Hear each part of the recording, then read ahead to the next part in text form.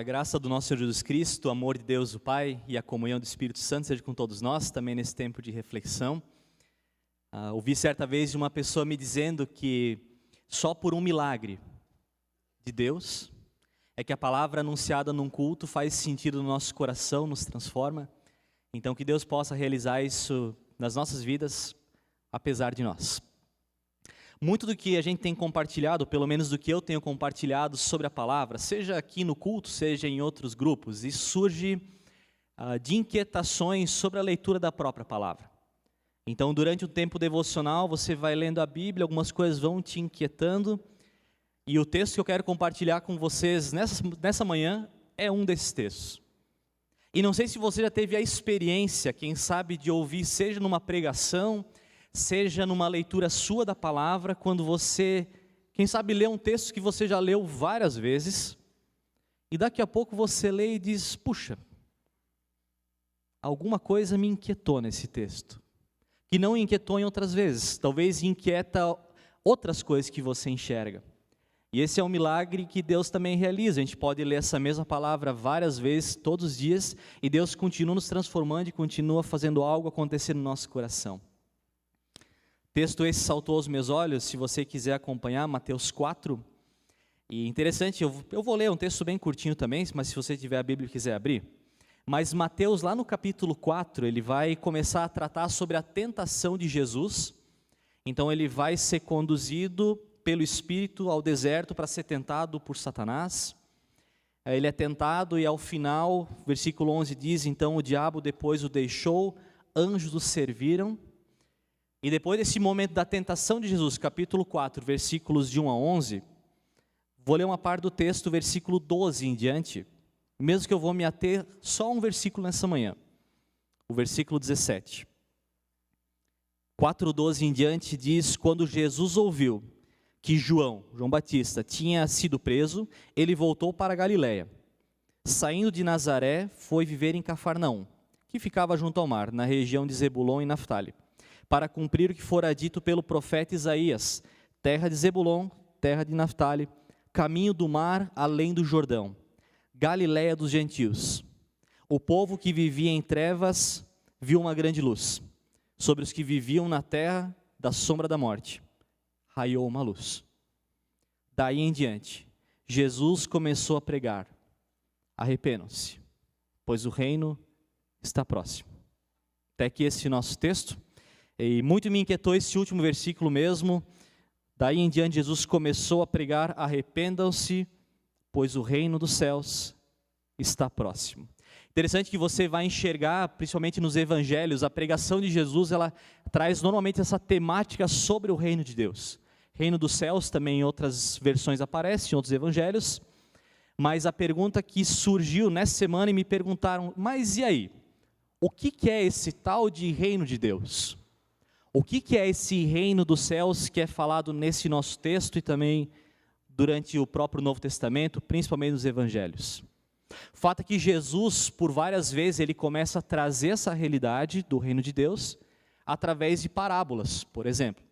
Então, explicando um pouco, tentando fazer mais palpável o que é o reino de Deus, ele vai trazendo parábolas. Então, gostaria de, essa manhã aqui, conseguir falar tudo sobre reino de Deus, mas o nosso tempo não nos ajuda nesse momento.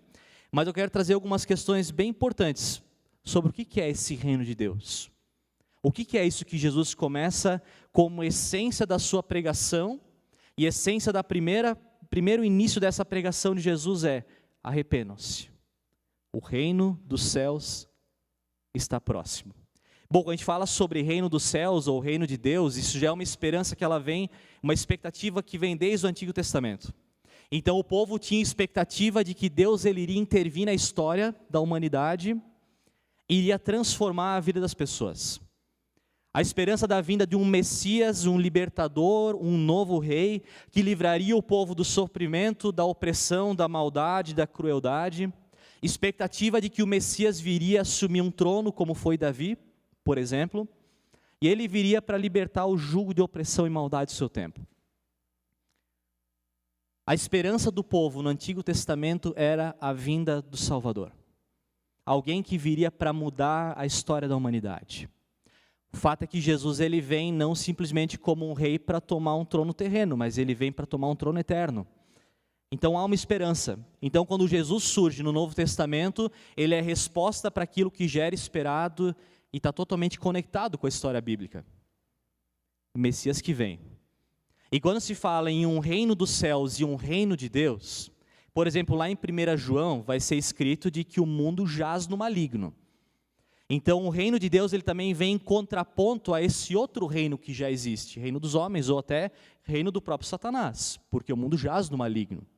Então Jesus ele vem em contraponto a essa ordem que é estabelecida para trazer agora um novo tempo, uma nova realidade, uma nova forma de viver, uma nova forma de enxergar a vida e de conduzir a nossa história. Por exemplo, Mateus 3 aqui, João Batista quando começa a anunciar, naqueles dias surgiu João Batista pregando no deserto, arrependam-se porque o reino dos céus está próximo. O reino de Deus está chegando, ele virá. Versículo 11, eu batizo vocês com água para arrependimento, mas depois de mim vem alguém mais poderoso do que eu. Tanto é que não sou digno nem de lavar as suas sandálias. Ele os batizará com o Espírito Santo e com fogo.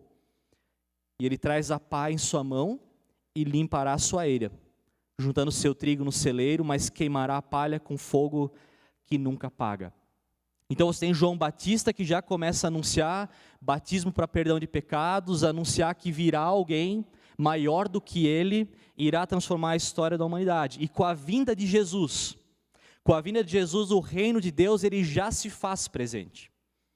Ele é instaurado com a vinda do próprio Jesus. Porque Jesus na sua trajetória mostra essa nova lógica, ele mostra uma nova forma de viver. Nas palavras de Jesus, nos sinais que ele traz, nas atitudes que ele tem, ele mostra que um novo tempo chegou. Não mais baseado no que estava sendo feito muito anteriormente, numa lógica do mundo, mas virá uma nova lógica, que é a lógica do reino, que é a lógica de Cristo. Alguns textos bíblicos, por exemplo, Jesus quando ele vai curar o cego, curar o aleijado, o reino chegou. O reino que acolhe esse que antes era excluído é trazido para perto. Aquele que não tinha espaço, o reino chegou. Aquele pecador que encontra perdão de pecados, que tem uma vida restaurada, o reino chegou. Aquela prostituta, quando ela é perdoada, o reino chegou. O reino chegou.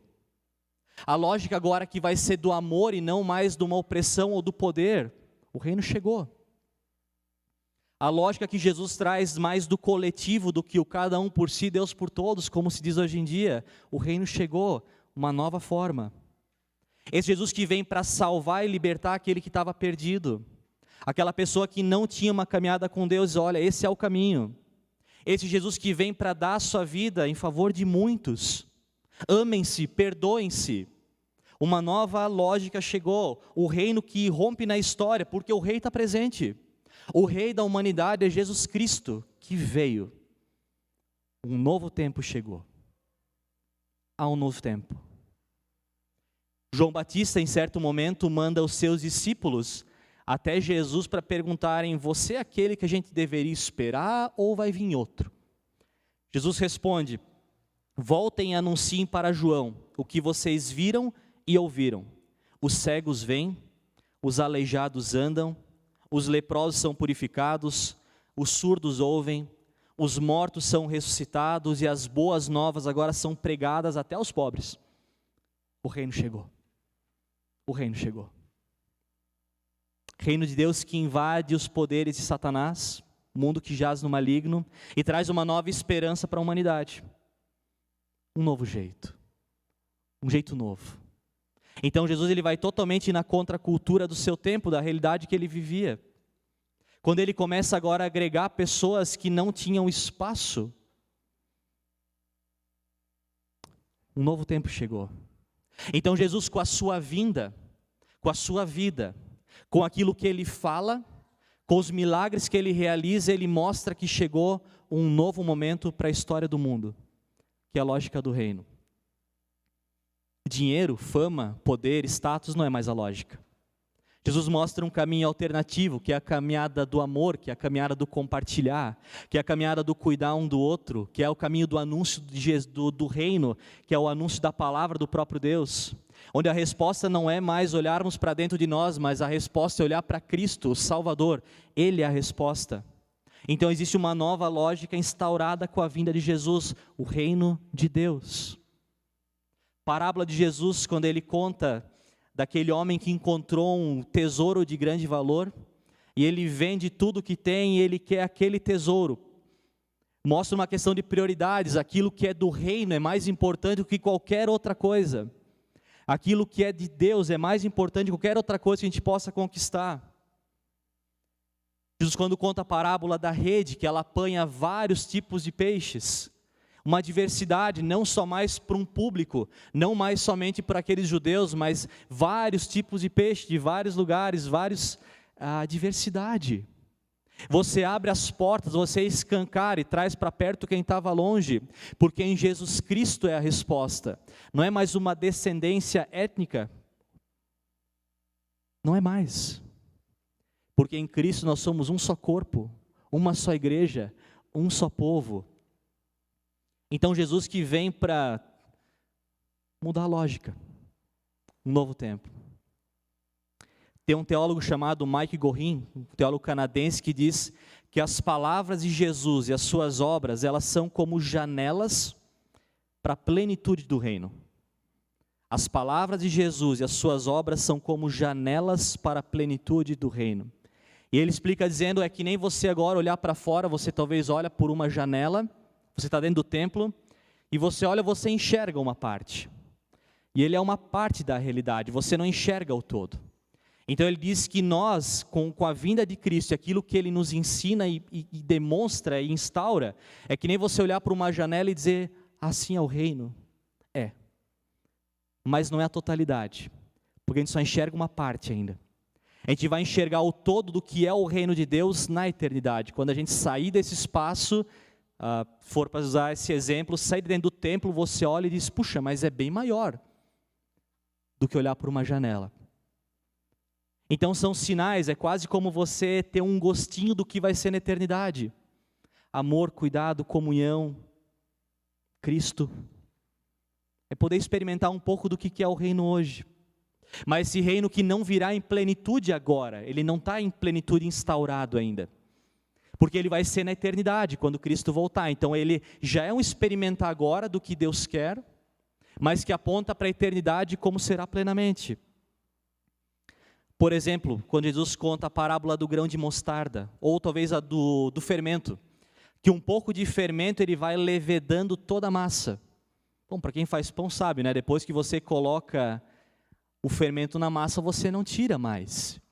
E olha que impressionante, porque é uma história, uma realidade que aconteceu há mais de 2000 anos atrás, numa pequena localidade no Oriente Médio, com um grupo nem tão grande assim de pessoas, quando a gente imagina a população mundial. Aquele momento de 3 anos, foi um pouquinho de fermento que ele é lançado na humanidade, e que ele se expande, que ele toma conta de tudo.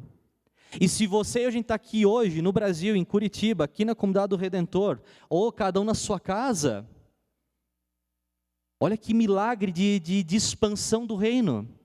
Algo do Oriente Médio que transforma a tua vida e a minha vida hoje. Uma história de mais de 2000 anos atrás, um lapso de tempo de 3 anos, de ministério de Jesus. E nós sendo alcançados por esse evangelho. Um pouquinho que foi lançado e vai transformando a vida de pessoas, mudando histórias. Mudando a tua e a minha história. Muda. Esse evangelho que nos transforma.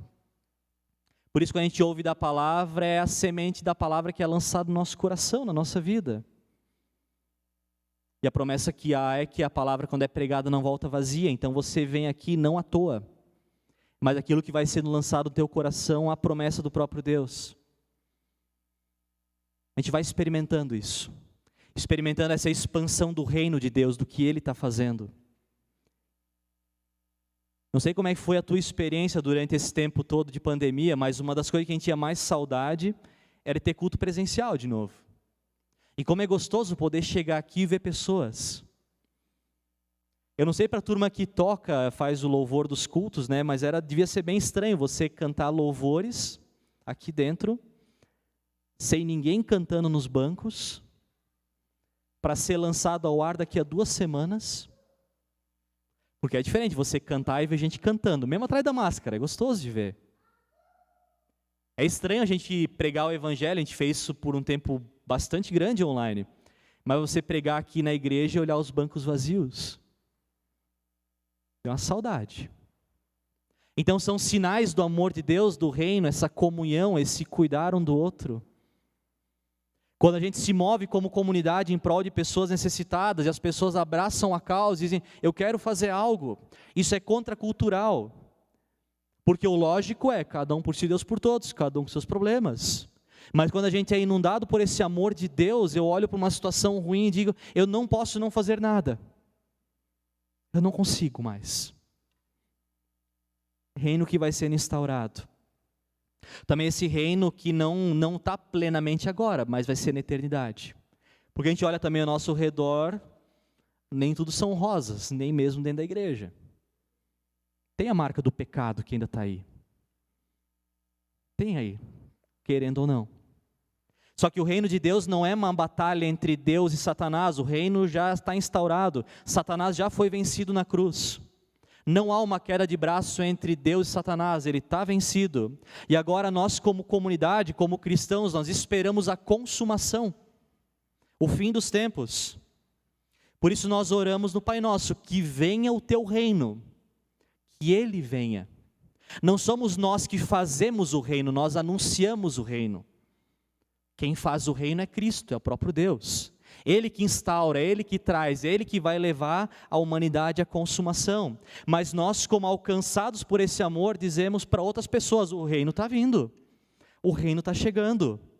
Reino já vem em Cristo, a gente está indo em direção à consumação. Que venha o teu reino, que venha o teu reino. Quando a palavra fala sobre o fim dos tempos, diz que vai ser um tempo sim de dor e sofrimento, mas que a eternidade vai ser sem dor, sem pranto, uma humanidade transformada. Experimentamos já aqui, mas vai ser plenamente quando Cristo voltar, quando Ele voltar. Então nós podemos experimentar já sinais do reino. Igreja é sinal do reino, pessoas são, comunhão é sinal do reino. Por isso, quando Jesus ele prega agora, diante disso, Jesus começa a pregar, arrependam-se porque o reino dos céus está próximo, arrependam-se porque esse reino chegou. E aí para mim faz sentido, porque olhando para esse novo tempo que vem, para essa nova realidade que é colocada na humanidade, se arrependam, se arrependam.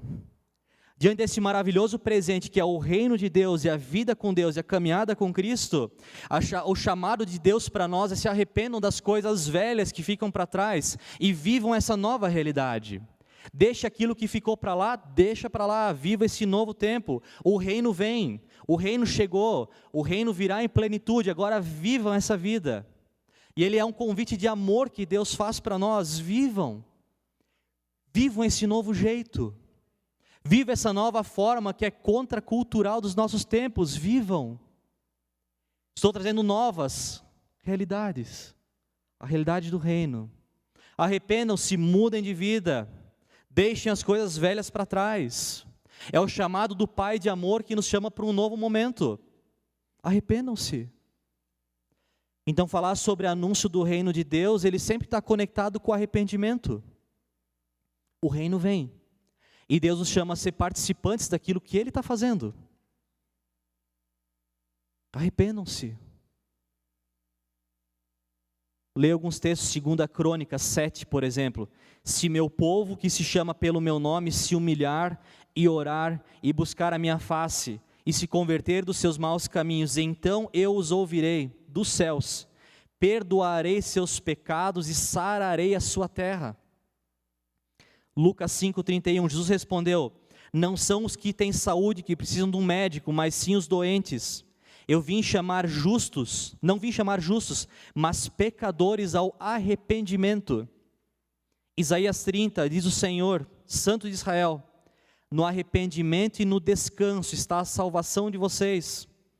Na quietude e na confiança está o seu vigor, mas vocês não quiseram se arrepender. Apocalipse 3, repreendo e disciplino aqueles que eu amo, por isso seja diligente e arrependa-se. Ele sempre é um chamado a nós mudarmos a nossa direção de vida, mudar a forma de enxergar, a forma de viver. E esse arrependimento, ele gera agora uma nova postura. Não é sentir remorso olhando para trás e dizer, puxa vida, errei, mas tudo bem também. Isso é remorso. Mas o arrependimento, texto bíblico, por exemplo, do filho pródigo, é o filho perdido que está lá comendo a comida dos porcos, e o texto diz, caindo em si, é ter o clique, caindo em si, diz, voltarei e irei ter com meu pai. Isso o arrependimento gera em nós, uma mudança de postura e de atitudes. Eu não quero mais viver assim, eu não quero mais esse caminho, existe algo novo sendo proposto pela palavra, eu quero viver esse novo reino. Eu não quero mais ter a minha vida baseada por valores temporais, mas por valores que são eternos. O arrependimento gera frutos diferentes. Jesus fala, mostrem frutos do arrependimento. O arrependimento faz mudar de postura. Apesar que nós, como falhos e pecadores, mesmo que a gente tente viver de uma forma conforme a palavra, nós caímos, erramos. Mas nós levantamos e recomeçamos de novo. Mas é um chamado radical de Jesus, arrependam-se, mudem de vida, mudem de lógica, mudem de postura, mudem de foco. Mudem. Mudem.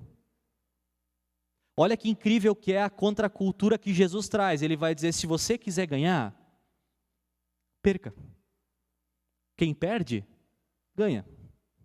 Ele diz, se você quiser ser o primeiro, seja o último. Se você quer ser importante, sirva. Não se preocupe com dos locais de destaque, não se importe com o cargo, sirva.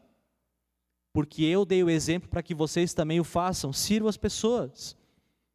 Perdoar 7 vezes, né? Ele diz não, 70 vezes 7. 70 vezes 7. Cobrar justiça, amar os inimigos, Jesus vai falar. Ama aqueles que te perseguem. Trate bem aqueles que te tratam mal. Riqueza, fama e poder não é mais a lógica. A lógica é o amor, o cuidado, o compartilhar, o viver para as pessoas, cuidar um do outro, viver para o reino. Ele tira a lógica daquilo que eu posso ser e crescer para aquilo que Deus quer fazer. Muda. Arrogância e superioridade, não. É o nosso olhar de somos falhos e pecadores. É aquele publicano que bate no peito e diz, tem misericórdia de mim, Senhor. Sou falho e pecador. É fugir de uma idolatria do eu, para olhar mais para Cristo que para nós. Se fala muito hoje em dia em deixar um legado, né? Você tem que deixar um legado. Não sei até que ponto isso faz sentido olhando para a Bíblia, porque a Bíblia não fala nós deixarmos um legado, ele fala para nós vivermos para Cristo, apontarmos para Cristo. Não tem a ver comigo, com o que eu faço, mas é um olhar para Cristo, apontar para Ele. Porque dele, por Ele, para Ele são todas as coisas. É Cristo. É Cristo.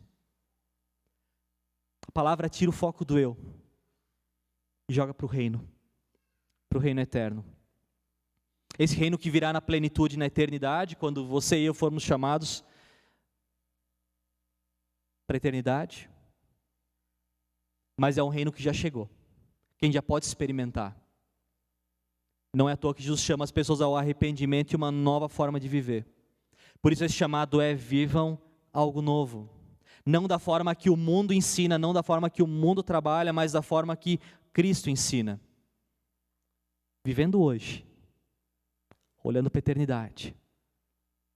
Porque uma loucura também que existe muito no mundo do cristianismo é quando a gente se acha, como por exemplo num retiro, né? A gente vai para um retiro longe, a gente entra num ônibus, E a gente está cantando feliz porque está indo para o retiro. E muitas vezes a igreja pode se comportar dessa forma. A gente está aqui no templo, se reunindo como igreja, em culto, celebrando que a gente está indo para a eternidade. E é verdade, que bom. Mas a gente não foi chamado só para ficar cantando. Mas viver, anunciar, experimentar o reino já hoje. Nós somos coparticipantes nessa jornada. Deus nos coloca junto nesse projeto, no reino dele. E ele nos convida, quer fazer parte? Quer fazer parte? Cuidando de pessoas, anunciando a palavra. O reino de Deus não tem fronteira de denominação. O reino não vem só para a comunidade luterana no Brasil. O reino não vem só para Curitiba. O reino não vem só para a comunidade do Redentor aqui na Trajano Reis. O reino não vem só para um grupo étnico-cultural. Mas o reino vem. Diversidade de peixes que são alcançados, diz a parábola. Mais diversos locais. Outras denominações, outras pessoas, outras culturas, outras histórias. O reino que abraça, que traz para perto. Porque não tem a ver com um templo ou com uma denominação, mas tem a ver com Cristo. Com Cristo. Preocupado em trazer pessoas. Esse Jesus que veio, e é também o nosso papel hoje como igreja, nós sermos aqueles que anunciam esse novo reino, para quem está ao nosso redor. E falar sobre esse Jesus que veio para restaurar, para salvar aquele que estava perdido, aquela pessoa que não tem mais sentido de vida, e nós anunciamos o reino, anunciamos a Cristo, porque Ele pode transformar a vida de pessoas, Ele muda a humanidade. Por isso nós não podemos nos conformar de que pessoas hoje, a palavra diz que há um duplo desfecho, a vida eterna e a morte eterna. De saber que pessoas estão indo para a morte eterna e a gente se contenta em estar no ônibus para a eternidade. Nós estamos falando de céu e inferno, salvação eterna ou morte eterna. E Deus nos convida a nós sermos aqueles que também anunciam a palavra. O reino chegou. O reino chegou. O reino chegou. Sabe, a gente não tem de vez em quando noção do que pode ser um pequeno convite, né? Minha família, por parte de pai, minha família, até a minha avó, nunca foi muito frequentadora de igreja. Com a minha avó é que as coisas começaram a ir por um outro caminho. E minha avó conta que tinha uma vizinha dela, que ela toda sexta-feira de noite, ela saía no mesmo horário de casa, ia para algum lugar. E minha avó, como era muito curiosa, um dia foi lá perguntar para ela: onde é que você vai toda sexta-feira nesse horário? Bem preocupada, né? Foi lá perguntar. E ela disse: eu vou no estudo bíblico. Quer ir junto? E ela disse: eu quero. E ela começou a participar no estudo bíblico. Aí meu tio começou a participar, meu pai começou a participar. Meu avô não chegou, acho que em muito, por causa de uma questão de saúde. Mas eu posso dizer talvez que eu estou aqui hoje, porque Deus usou um pequeno convite daquela mulher, vizinha da minha avó, dizendo assim: quer ir junto? Cara, me faz estar aqui hoje. Olha o impacto que é oportunizar pessoas a conhecerem a palavra, a conhecerem o reino. Pequenas coisas. Pequenas coisas. Minha pergunta é: o que a gente faz com isso? Se a gente continua uma postura de espectadores do reino, sabendo que Cristo virá, o que faremos com isso? Será que a gente vai se contentar em esperar o reino vir na plenitude? Sendo que talvez várias pessoas não tiveram a oportunidade de conhecer quem é Cristo ainda. Conta-se uma pequena história de um homem que ele sofria muito com dor nas costas. Então, dor nas costas todo dia. Um dia ele se cansou daquela dor nas costas e falou: vou contratar uma massagista para resolver minha dor nas costas. Entrou em contato, ligou, mulher marcou um horário e ele já ficou feliz, né? Porque massagem é bom, né? Dor nas costas, aquele homem foi naquela consulta, uma clínica, E ele se alegrou, porque quando ele entrou naquela clínica tinha uma maca, e ele já deu bom dia para a médica e já foi lá deitando na maca, né? Foi deitando, deitou, ficou de costas. E aquela mulher diz, levanta um pouquinho. Tá bom, levantou, o homem levantou, ficou em pé. Aí ela diz, quero fazer uns testes contigo primeiro. Levanta o braço. Vira para a direita, vira para a esquerda, Te abaixa, beleza. Agora te senta numa cadeira. Aquele homem sentava como eu, sabe? Tu tem aquelas pessoas que sentam numa postura reta, né? E tem aqueles que sentam assim, né? Aquele homem sentou todo encurvado. E aquela mulher falou, você não precisa de massagem. Você tem que mudar de postura. Massagem não resolve, você tem que mudar de postura. Diante do mundo que a gente está vivendo, diante dessa expectativa da plenitude do reino que vem, sabendo que o nosso papel de coparticipantes no anúncio do reino, a gente não precisa mais de massagem. A gente precisa mudar de postura. Porque o reino vem. O reino vem. Jesus começa a pregar naquele dia dizendo, arrependam-se porque o reino está próximo. Mudem de postura. O reino chegou. E eu ouso dizer nessa manhã, quem sabe Jesus poderia dizer, Jesus começa a pregar e diz a Islã, te arrepende, porque o reino está próximo. Talvez a gente poderia ouvir nessa manhã, comunidade do Redentor, se arrependa, porque o reino está próximo. Será que não seria a fala aqui para você e para mim, nessa manhã? Jesus começa a pregar, arrependa-se, porque o reino está próximo. Vamos orar.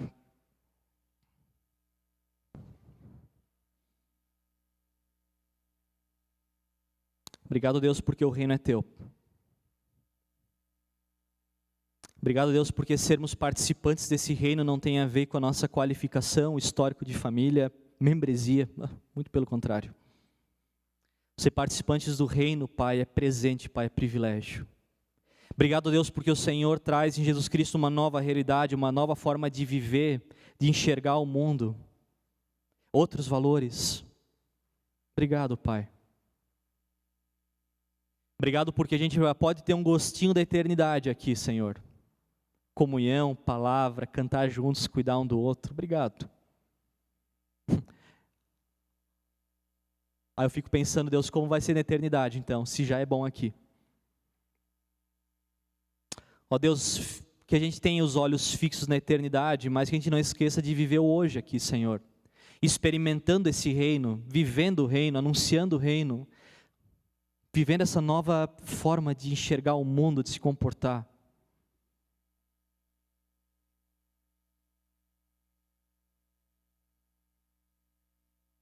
Mas obrigado, Deus, porque a Tua palavra nos coloca não numa posição de espectadores, mas nos chama a um arrependimento. Deixar as coisas velhas para trás e viver um novo momento, Pai. E o reino chegou. E o Senhor prometeu que o Senhor voltaria, o Senhor vai voltar para a consumação final, Pai. Que esse arrependimento comece em nós, Pai. O que cada um de nós tem que deixar para trás?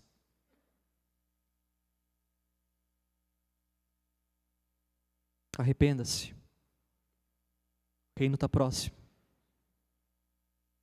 O que nós como igreja, Pai, temos que deixar para trás? Nos leva ao arrependimento cada dia. Na nossa casa, Pai.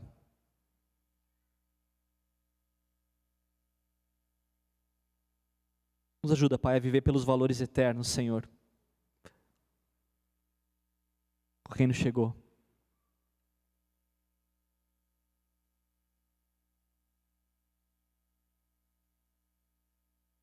Nos move, Pai, numa mudança de postura, Senhor.